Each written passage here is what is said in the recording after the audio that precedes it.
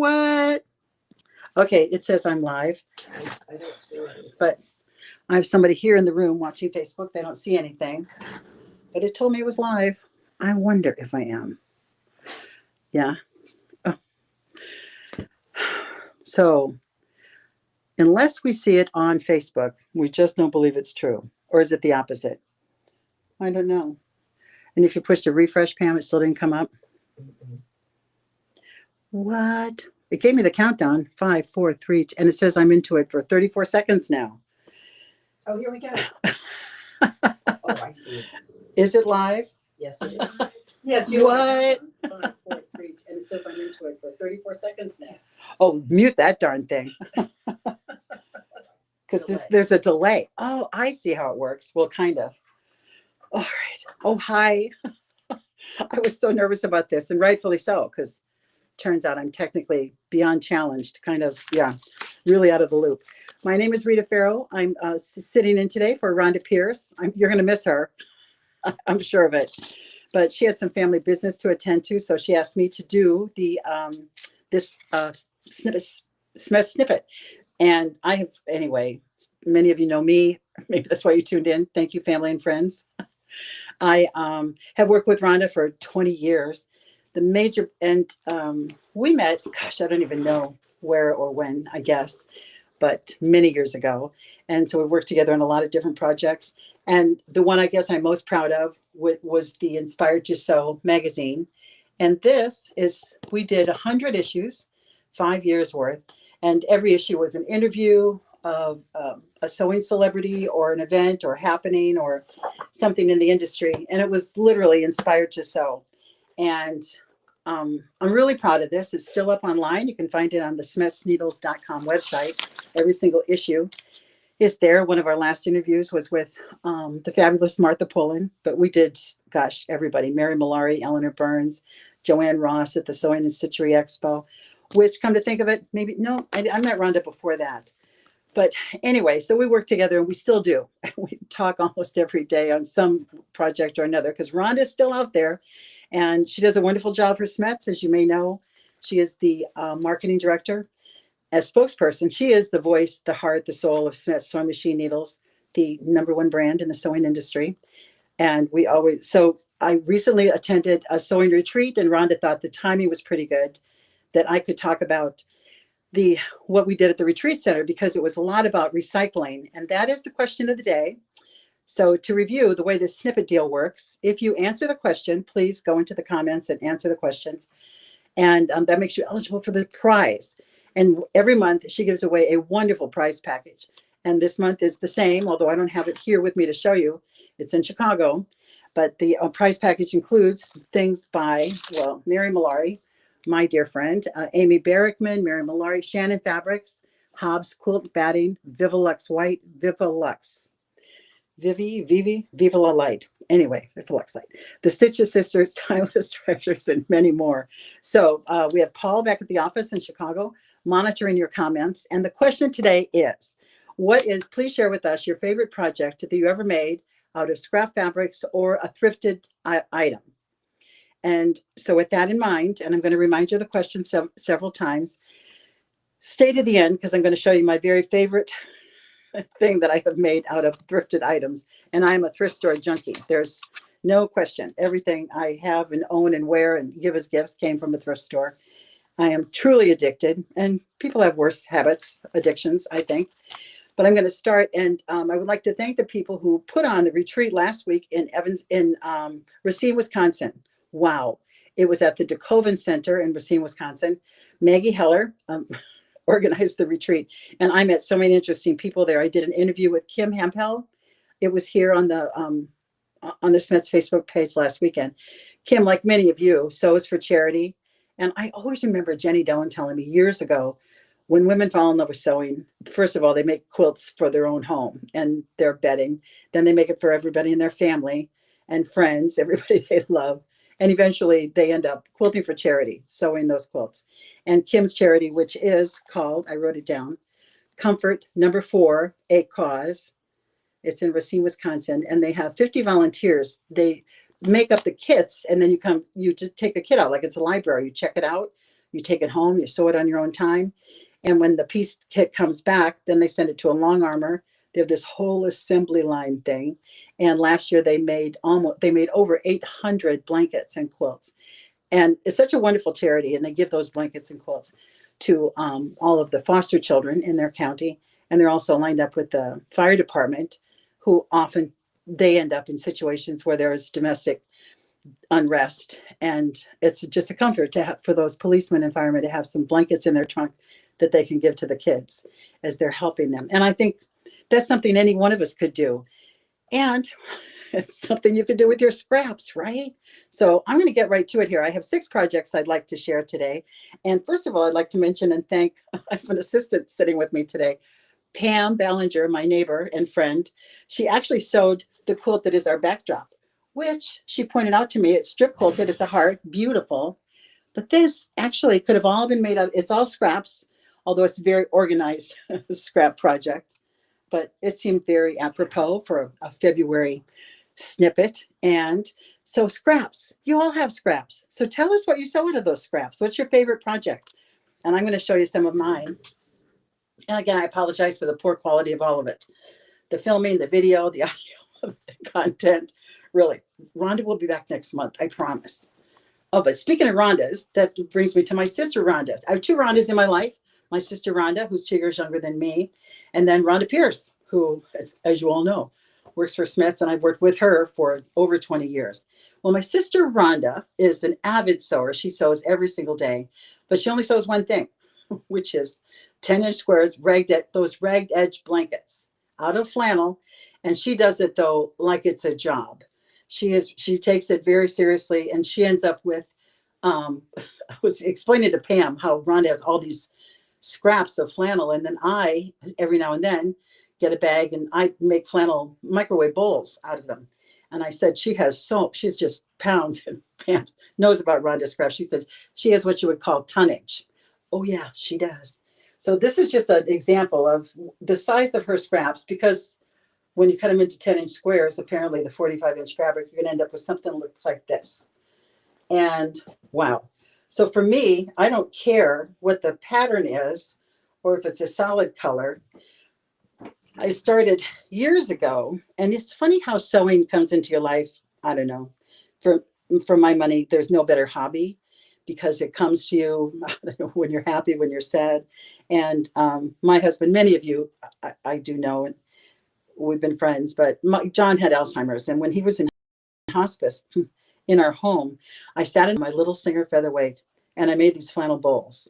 I did 143 flannel bowls before it was done. And I gave them to everybody. The hospice nurses, when they came in, or, neighbors came over, my sisters, my friends. So I started like everybody did, tutorial, probably on YouTube, how to make a little flannel bowl, microwave bowl. There's been big discussion lately, and I don't know how to weigh in on this, about what is the proper use of this. Do you put the bowl in and then set it in the microwave? Or do you wait? Because some people have had them like smoke or start on fire. Some people think, no, it's just to set the hot bowl in when you get it out. Well, see, I think it is to set in the microwave, because the whole point would be that you don't have to handle the hot bowl. But that's just me. Anyhow, when I started making them, the size was kind of limited to like a cereal bowl. And then I realized, especially now I live alone, I'm eating a lot more microwave dinners. Who are we kidding? Healthy Choices fits in this. So I made a little bigger version, but you can see it's just Rhonda's scrap flannel and many more thicknesses here in the middle. And then I just did this as an oblong shape. And again, I put the whole frozen dinner in my microwave, and then I pull it out. So I also, so at the recent retreat that I was at in Racine, I had all these flannel scraps, and I started to just experiment with a larger size altogether. Like if you wanted to actually reheat maybe your green bean casserole dish, you could do that. And I haven't put it in the microwave. Obviously, it's going to take longer to heat up that much food, maybe 4 minutes. Do you think? I'll let you know if it starts on fire. We'll come back and do another snippet. But anyway, I think that's a really good use of Rhonda's flannel scraps. And if I live to be 120, we will never sew up all of those scraps. There's just no way. Now I have these samples all lined up, kind of, a little bit. I'm going to reach for gloves. Now this is a Mary Mallory project. And I do a retreat, as a matter of fact, with Rhonda, Deanna Springer from Zemer Productions. Mary and I do a retreat every year in November here in my area. And we used to call it the SEW Retreat, SEW. It stood for sewing, eating, and working out. Yeah, okay. Well, you know that how that worked out, didn't. We did hire a yoga instructor one year, but I don't know. Turns out it wasn't our thing. So now we changed the name. You know, sometimes you just have to pivot. So now it's called the SET Retreat. Can you guess? Yeah, sewing, eating, and thrifting. So that's what we do.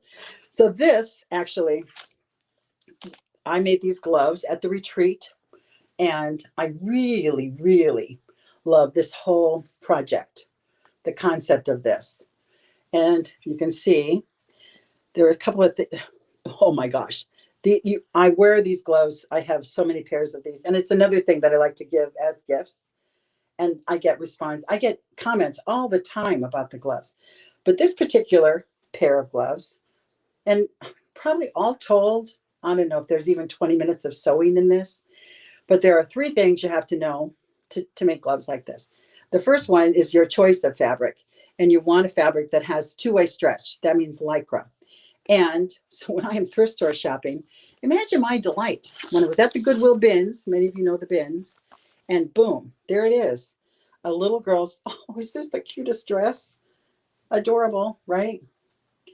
But what I loved was it had the white fleece bottom, which I know now I can use to be the cuff of my glove. So that's one key. The first thing is you need a stretchy fabric, 2-way stretch fabric. And the second thing is you want to let the fabric do the work for you.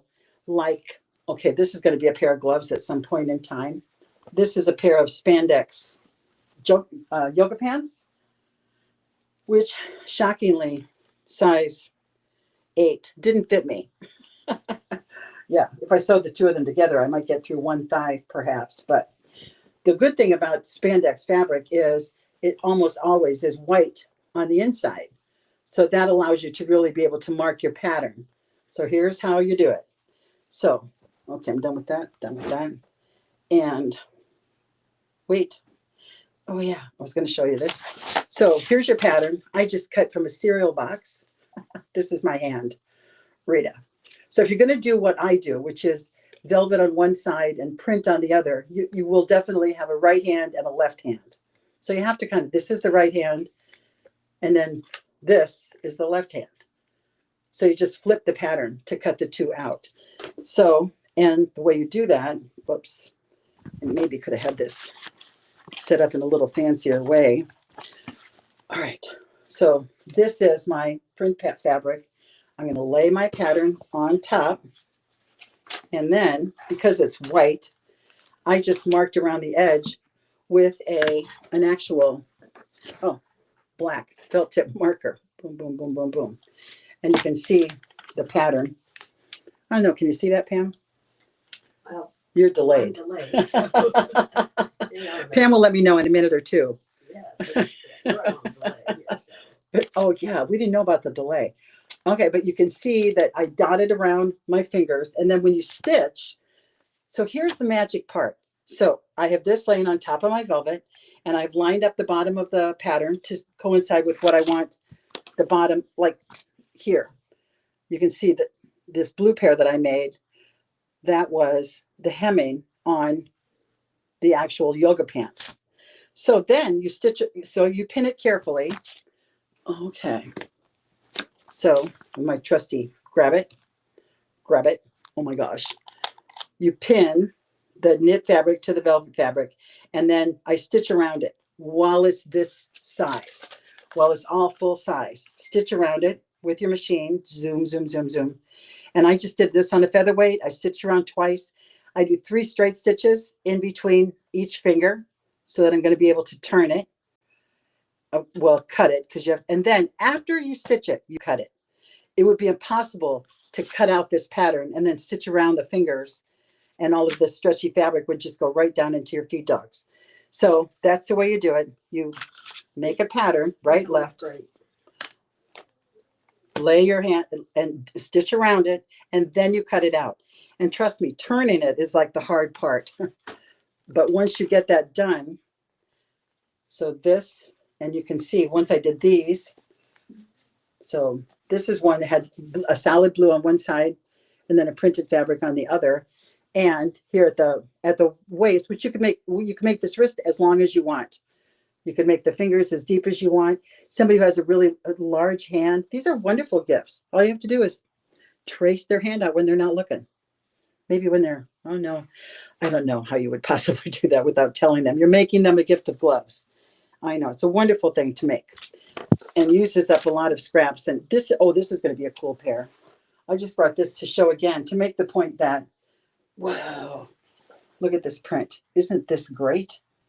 And as wild as this is on the back, on the front side, look, the inside is totally white. So that enables me to have the really beautiful piece of black velvet that I picked up, black velvet skirt, two-way stretch. But you could never, I mean, I don't know, that white chalk never works for me. And clearly you couldn't mark this with my black marking pen because you wouldn't see it. But if I'm sewing on this side with this pinned on the back side, boom, easy peasy.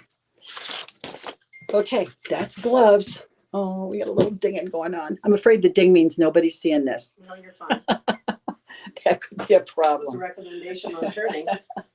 Oh, and somebody said, oh my gosh, we're getting questions in. Oh, and to turn those fingers, wooden chopsticks. Oh yeah, whose idea was that? That's a good one. Anne Marie. Anne Marie, thank you. Do you know, we had chopsticks at the retreat too. Nobody was using them, but oh yeah, that is a good idea for turning because it's tough to turn those fingers. So now I'm going to show you a project I did for my niece, Amy. And again, I just want to talk about the sewing and what a wonderful hobby I think it is. My grandkids, Lily and Warren, have said, because I've told them this, I've taught them since they were small, that sewing is grandma's superpower. So yeah, I like the idea that I have a superpower. And so now I've indoctrinated my nieces, my nephews. They all think I can do just about anything. And my niece, Amy, I will put it up later on today on Facebook, a picture that she sent me. It was just a random picture she took on vacation in Charlottesville, Virginia. And it was a woman coming out of a store. And Amy said, do you mind if I take your picture? Because she loved the shirt that she was wearing. And she said, did you make that? And the woman said, no. What it was that really puffy, what do you call this stuff, Pam? That really puffy. Oh, well, it's a bit more like polar fleece. It's like polar fleece, only it's puffier. Well, I'll show you. And this is the, Sherpa maybe? Ow. Clearly there's some pins left in this project. But all I did was thrift the top for her. Whoa. Oh, yeah. We're dropping things. Takes a village. Okay. So this is the thrifted top that I bought. Ow. I think I'm actually bleeding. Okay. Well, what Amy loved about the picture she took, which I will show you later, is the woman's fleece top had this. It had quilting on both shoulders, and then it had some elbow patches, right? It had a kangaroo pocket, and above that kangaroo pocket, there was also a quilted thing. Matter of fact, yeah, I don't think this is showing very well. We might figure out a better way to do this later on. But I quilted the Sherpa, whatever this is called, and then I was concerned about my featherweight sewing through all the thickness. So a couple of things I learned here. But I made a pattern just using Do Sew, still have that around, out of this too, was at one point kind of a centerpiece. Someone actually had quilted. And so, of course, you don't want to cut up anything you've quilted or anybody you know. But I think it's okay to go to a quilt store. By the time it's hit the Goodwill, I'm giving it a second life. And I feel like I am honoring this quilter in some way. So once I saw these points, and they had done just a beautiful job, and the coloring went great with this top that I thrifted. Of course, you know, the truth is I thrifted 5 tops, Amy, but this was the best one. And I do think that it's, when I'm going to talk about that in a minute, but so you can see here, I just used the points that were already there and centered the pattern on the colors that I wanted to show. But then I did hand stitch. Now I think you with a better sewing machine, a more modern sewing machine, would have easily handled the heft of this, the loft of this fabric. my featherweight just didn't quite have the gumption. The feed dogs wouldn't move it along. So I pinned it in place. Well, and then the pins were kind of moving. So what I actually did, what helped me more, I was laying it down and then I put stitch witchery under and fused it. So once I iron this in place with the stitch witchery, then it's not going to go anywhere, move, as I then did some hand sewing around the 3 sides. But it came out pretty cute, and I think she's really going to like it. And I have a little hand sewing left to do on this side, hence the pins that just bit me. And you can see this kangaroo pocket. Is this adorable? Does this look adorable, Pam? It's coming up. I'm behind you. She's 3 minutes behind adorable. Oh, and I forgot I have a dog that lives with me. So he's looking at the door now like, what? I might put him on camera later, make him a star.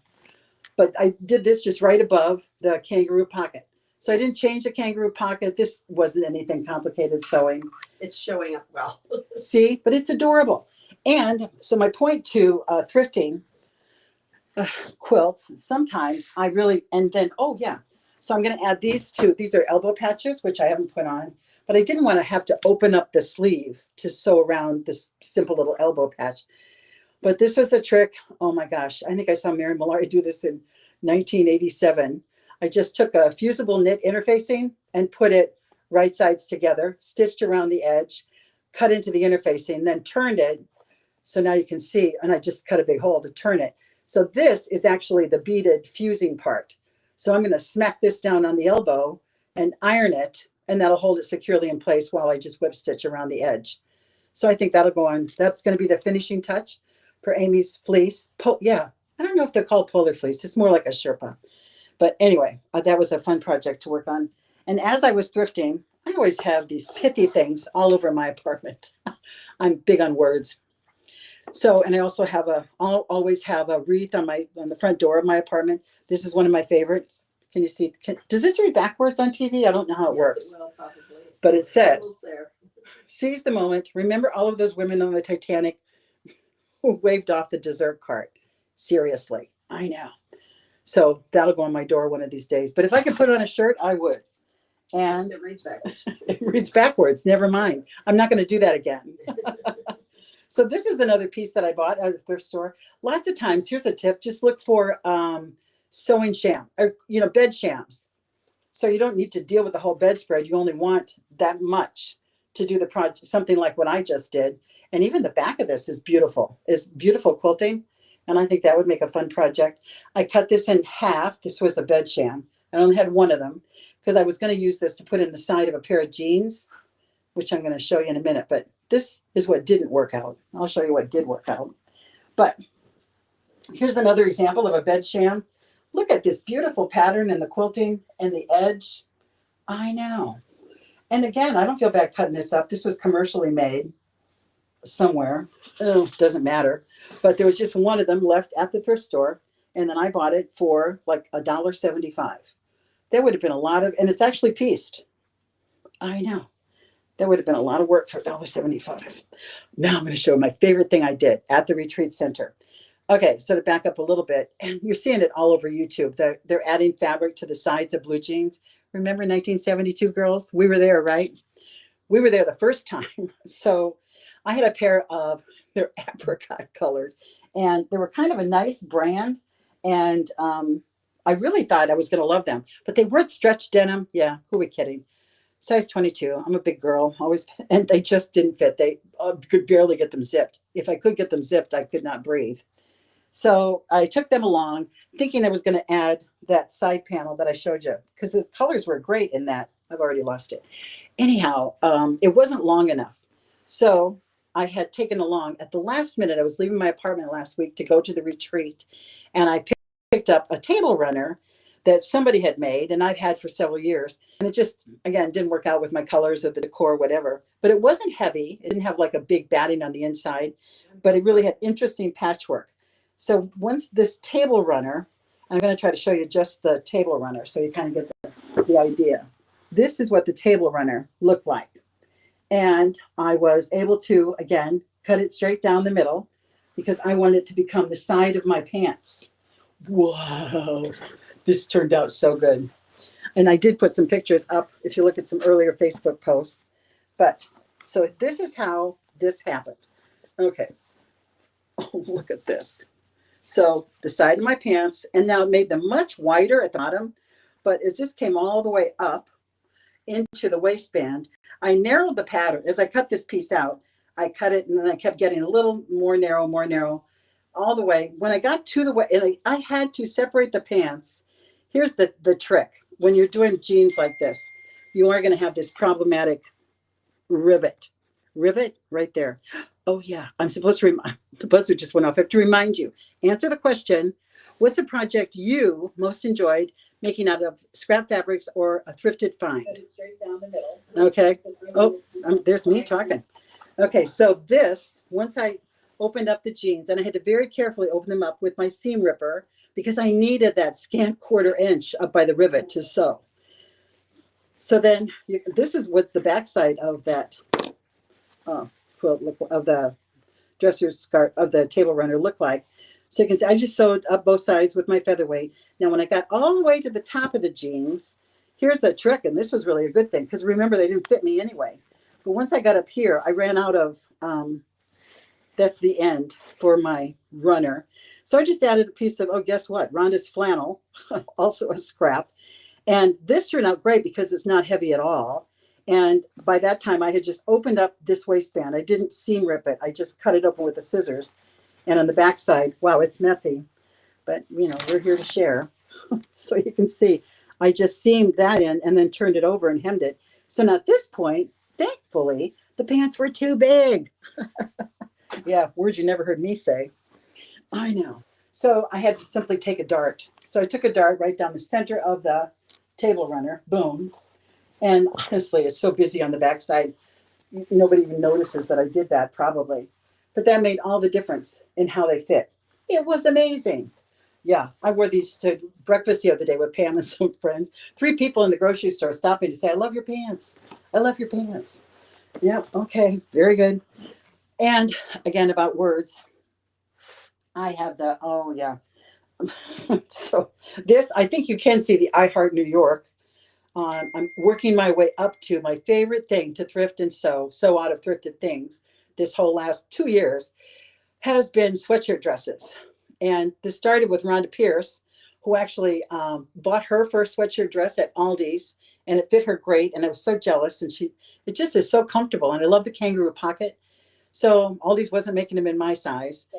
So I ended up and had to make my own. So this one, you can see I started with a sweatshirt, and this actually had a pink something I didn't. So I changed the color. I added my own heart, cut sleeves off of another project. I always say 2 shirts, 2 sleeves, and a sweatshirt had to die to make me this dress. Something like that. Oh, and then I think if you close the top hem and open it up again, it might just come right back on. You know, tech. If you're seeing this at all, we count ourselves lucky. That was, I know. Well, maybe. And so sweatshirt dresses. Okay, so this one I'm wearing is, okay, and has a kangaroo pocket and then has a skirt. Oh, yeah. Am I taking it down to the skirt? Oh, yeah, just, oh, yeah. No, now we have dog problems, dog issues. Thing turned upside down. Okay, so this is another dress I made. Yeah, Frank wants to be on camera. What can I tell you? Okay, so this, oh, and so fringe is kind of my thing. You see the fringe on the back of this one, which I just added into like kind of a Western yoke that I just cut in randomly. So I did the same thing, this sweatshirt dress. And so the sweatshirt itself was beige and it had a hood. So I always cut the hood off. And when you just cut it off, you just end up with a nice kind of a double collar. So that's what I did here. And then I added the gray sweatshirt on the back because this sweatshirt wasn't big enough. And then, oh yeah, this one actually says, is UGG an emotion? Because I feel it all the time. Yeah, poor me. I know. So I changed out the sleeves, just made a velvet sleeve out of a velvet top that didn't really fit me anymore, or that I never wore. And then have double fringe here. So there's fringe on the top, on the front, I mean, as well as the back. And then you can see, I didn't do anything to change the wonderful kangaroo pocket. And then at the bottom of the t-shirt dress, and I make these so that from my height, I want them to be about 31 inches long. from my underarm to the bottom of the hem. So the bottom of the hem, this one wasn't long enough initially. So I just cut off the hem, sewed a piece of just plain knit, and then reattached the hem.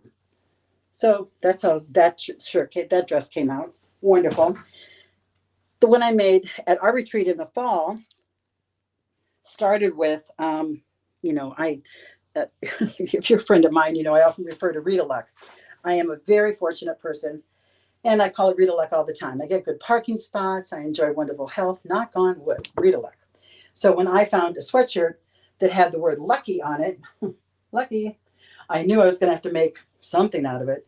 So this turned out to be, this is another sweatshirt dress, sweatshirt, kangaroo pocket. Whoa. And this one, the signature fringe ends up being down on the skirt. Yeah, but it's the same principle. You've probably seen enough of those. I could show you more, but I did one. I'm going to end my projects, and we're going to talk to Pam for a minute. Oh my gosh. I think we've done it, Pam. Are people answering that question? I can't. Because Paul is going to tell us who the winner is. Yeah, we've got all kinds of things popping up. Yeah. Oh, we have things popping up. Oh, so people have made hats, and they've used scraps to fill pillows, doll clothes. Oh, Frankensewing, my favorite. That's one of my favorite words. I love the Frankensewing clothes. And of course, table runners. Good job, people. So this is another one that I Frankensewed for my friend Valerie, who many of you know. You hear about my friend Valerie. She's disabled, and she's had 19 surgeries for her because of her arthritis. And she's on a scooter all the time. Anyhow, I think so I make her skirts because pants are really tough for her to navigate. So I make her not skirts so much, but just dresses. Just pull it over your head and it's a dress. So this is one that I think she's going to enjoy. And again, because the words are backwards, I can't fix it. But it says, sorry, I'm late. I didn't want to come. Yeah, there you go. I know. Really. Pam would enjoy this too. She could wear it to her next board meeting. Yes. Here where we live. I know. And then the skirt of this is actually, it looks like the Wicked Witch, legs are upside down. And it says, don't make me unleash my flying monkeys. I know. Yeah. So few hobbies allow you this much fun, I'm telling you. So now Pam, I'm going to put the camera on Pam. I'm going to see if I can turn it around. No, I probably can't do that. Okay. I'm going to scoot over here because I want to give Pam credit for, this is the pattern that I've been sitting in front of the whole time. I Heart You. And she did this out of strip quilting, Pam? Yes. Okay. And so now I asked Pam to bring her favorite made out of scraps project. Okay. What do we have? Well, I started out with a free pattern from an old McCall's pattern, and it was a small paper piece bird. And when I got done with him, he looked like this. And I thought, oh my gosh, how fun is this? How quick is this? And it's easy. And so I sat down one day with a 30-gallon tub of scraps that I have and started making birds. And by the time I got done, I had 50 birds. And so we made a tote bag with birds. Whoa, of course you did. Oh, wait, I'm doing a terrible job with the camera. Let me get this straight. Wait. Oh, there we are. And so then we also made a table runner out of birds. And this, I love the colors that you did in that. So when you're picking out the colors or the fabrics. And you're just not picking out. You're kind of just grabbing things and sewing them together. And so you have a variety of backgrounds, things that are very subdued, but everybody's got little bits and pieces of those things left over. Everybody does. And so because I had 50 of them, I was able to then make a large wall hanging. And I just couldn't believe how scrappy, and all the scraps, it makes no difference what color they are because they just all live together very happily. They do. And you made no attempt to organize these. These are totally disorganized, and the little square blocks that I did are very random. It's almost like crumb sewing, which most anyone it is. They talked about that last weekend. So crumb sewing what is crumb sewing to you? Crumb sewing is just sewing little bits together randomly, regardless of color or size or print, but they just kind of seem to naturally blend together when you get all done. And because it is Oh, so yeah. scrappy, I just took something very casual for a border and then took the rest of my scraps and made a scrappy binding. So it really was a very It's fun beautiful. project. And It turns all out came like- out together in about an afternoon. I love that. Oh my gosh. I hope we did a good job showing that, Pam. Oh, I it's hope, fun. and we are, oh my, see, I think our time is just about up, and Paul is going to tell us who the winner is. This could be a little bit of a project. Because I don't think I have access to Paul because I'm on this phone trying to do this. So he has to. So I think we're going to go to plan B, which is, oh, and Rhonda will be monitoring this, sadly. Rhonda Pierce. Yeah. Sorry about this, hon. We did our very level best. But Rhonda will post the winner. I think that's okay. Yeah, I think we can handle it that way. And otherwise, I just didn't think it through. I should have had another phone or maybe Paul's phone number, some way to contact him. But anyway, I hope, please continue to answer the question because I think he has a few more minutes to go through and then he's got a randomizer. So he's got everybody who answers the question, please share with us what's your favorite sewing project out of thrifted fabrics or, oh, and please tell us where you're from as well. Yes, we're going to need to be able to locate you. Yes. Tell us where you're from, what state. And then one lucky winner will get the prize package.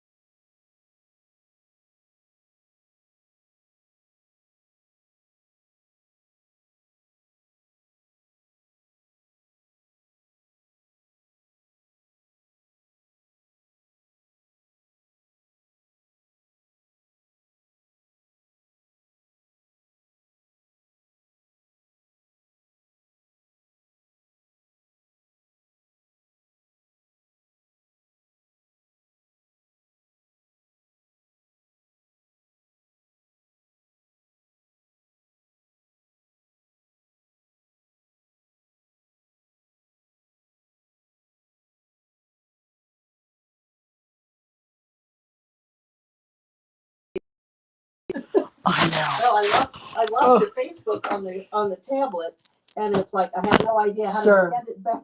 Oh, I hate that thing, laptop.